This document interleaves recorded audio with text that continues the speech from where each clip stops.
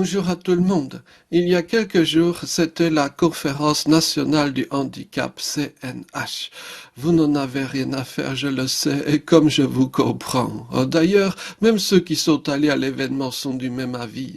Les journaux, même les plus respectables, ont fait le service minimum, à savoir qu'ils ont reproduit des extraits des communiqués officiels dans l'indifférence générale des lecteurs et des journalistes. Et tel est justement, à mon sens, le point intéressant. La conférence nationale du handicap, c'est le point culminant de ce que, en France, l'État sait faire en matière de handicap. C'est le festival ultime du vocabulaire administratif engagé, avec une armada de plumes qui épuise le dictionnaire de tout ce qu'il contient de verbes nobles et d'actions. Mobiliser dans une forte mobilisation, co-construire de façon proactive, renforcer la gouvernance inclusive dans le cadre d'engagement-action, catalyser les synergies polyvalentes s'inscrivant dans la transformation de l'offre, etc., etc. Tout ce vocabulaire flamboyant est entrecoupé d'un autre type de jargon encore plus impressionnant. On reste bouche bée face à la déferlante de sigles, d'acronymes de comités, d'instances de coordination qui coordonnent d'autres instances de coordination, toutes chargées d'innombrables objectifs et grandes concertations et co-constructions, sans oublier les pactes pluriannuels citoyens et bien plus encore. Ce qui est fabuleux dans la conférence nationale du handicap, c'est que même quand on œuvre au quotidien dans le secteur du handicap, on découvre des myriades d'instances administratives dont on ne soupçonnait même pas l'existence. L'impossible est fait sur le plan de la communication et de l'événement.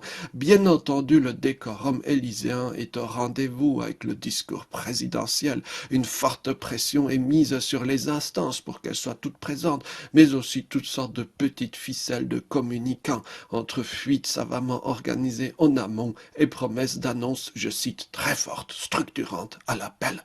Et tout cela pour rien. Désintérêt des journalistes, agacement des personnes handicapées, et quant au grand public, on n'y songe même pas. Nul, même parmi les partisans de l'équipe au pouvoir, n'est en mesure de dire clairement ce qui s'est dégagé de tout cela. On pourrait dire que c'est l'équipe en place qui est mauvaise, qu'il faudrait changer de responsable. Mais la vérité pourrait être plus grave. C'est le schéma structurant de la CNH, la Conférence nationale du handicap, qui signe la fin d'un monde. La déferlante de moyens par rapport aux résultats rikiki montre l'impossibilité de continuer, même en le surampoulant aux stéroïdes, ce schéma pyramidal administratif avec ses 1000 co-concertations culminant dans le discours présidentiel, j'allais dire de Sa Majesté. Alors, pourquoi faire tout cela?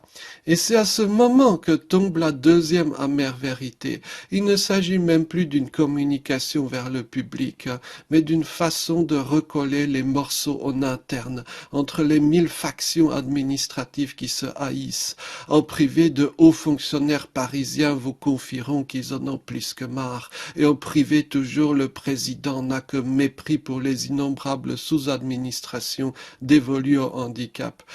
Après tout, le défilé, c'est ce que l'armée mexicaine sait faire encore de mieux, mais l'opéra bouffe ne dure qu'un temps.